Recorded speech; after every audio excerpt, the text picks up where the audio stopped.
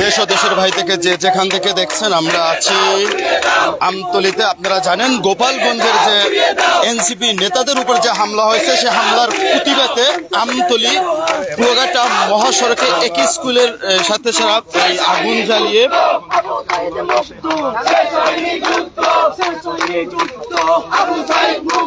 যে যেখান থেকে দেখছেন আপনারা, আপনাদেরকে দেখাচ্ছি আমরা যে গোপালগঞ্জে যে আজকে যে এনসিপির যে নেতাদের উপরে যে হামলা হয়েছে, সেই হামলার প্রতিবাদে আমতলী কুয়াঘাটা মহাসড়ককে অবরোধ করে গাছের গুঁড়ি ফেলে এবং হচ্ছে যে আগুন ধরিয়ে তারা এনসিপির যে নেতাকর্মী রয়েছেন, যে এখানে ছাত্র সমাজ, বৈষম্য বিরুদ্ধে যে ছাত্র সমাজ রয়েছেন, তারা সেই প্রতিবাদে এই সড়ক মহাসড়ক করছেন এবং তারা বিভিন্নভাবে স্লোগান দিচ্ছেন। সেটাই আমরা সরাসরি আপনাদেরকে এই লাইভের মাধ্যমে দেখাচ্ছিলাম এবং হাজার হাজার গাড়ি এবং শত শত গাড়ি কিন্তু লম্বা সিরিয়ালে কিন্তু এখানে রয়েছেন।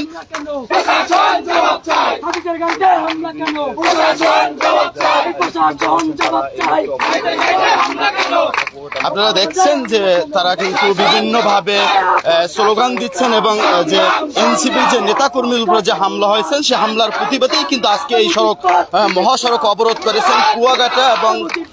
পটুয়াখালী যে হাইওয়ে রয়েছেন, একই স্কুলের সামনেই কিন্তু তারা এই টায়ার জ্বালিয়ে গাছের গুঁড়ি ফেলে কিন্তু তারা এই অবরোধ করছেন। এখানে প্রশাসন থেকে শুরু করে আমরা সর্বসাধারণকে দেখতে পাচ্ছেন, তারা কিন্তু এবং এনসিপির যে নেতাকর্মী রয়েছেন, বৈষম্য বিরুদ্ধে যে ছাত্র আন্দোলন যে নেতাকর্মীরা রয়েছেন, তারা কিন্তু সেই বিভিন্নভাবে স্লোগান দিচ্ছেন এবং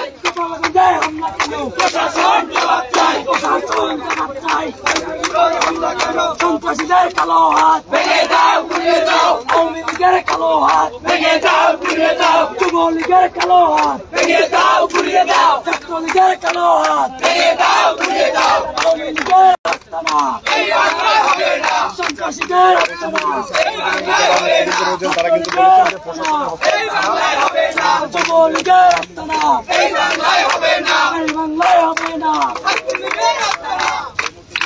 আবু সাইদ মুক্ত, শেষ হয়নি যুদ্ধ, আবু সাইদ মুক্ত, শেষ হয়নি যুদ্ধ।